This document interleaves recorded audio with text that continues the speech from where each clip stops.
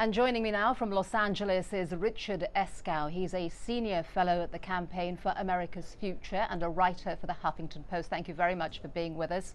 What did you make of what the president had to say? And more importantly, do you think it's going to fly with the average American?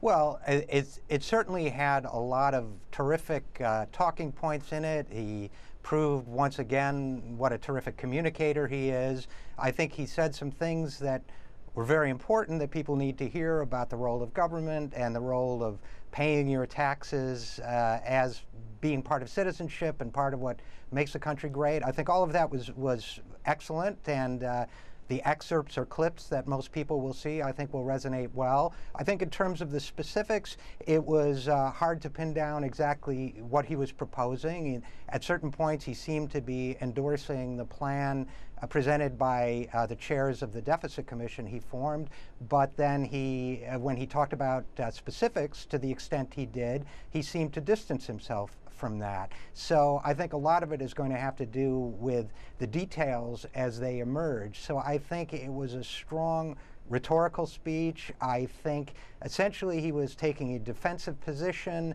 against the more radical proposals among the Republicans. And the question is now whether he can encapsulate all of what he said today in this 40 minutes into a couple key talking points.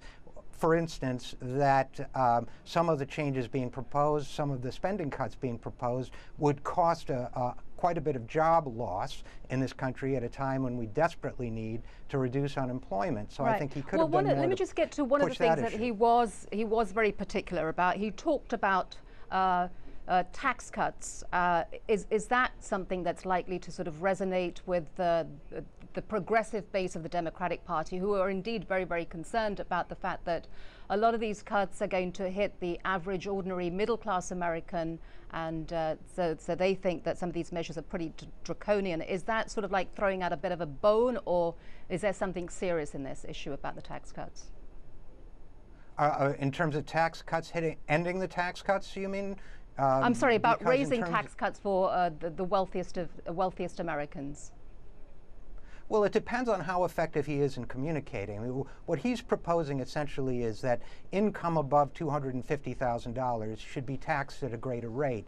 So it won't affect most people, and those who make a little bit more than $250,000 will only be slightly affected. So if he makes that clear, it should be extremely well received. These kinds of tax increases have polled very well among the American people. The question is whether that will be communicated effectively to them. And of course, as you say, the devil is in the detail. Richard Eskow, thank you very much for joining us.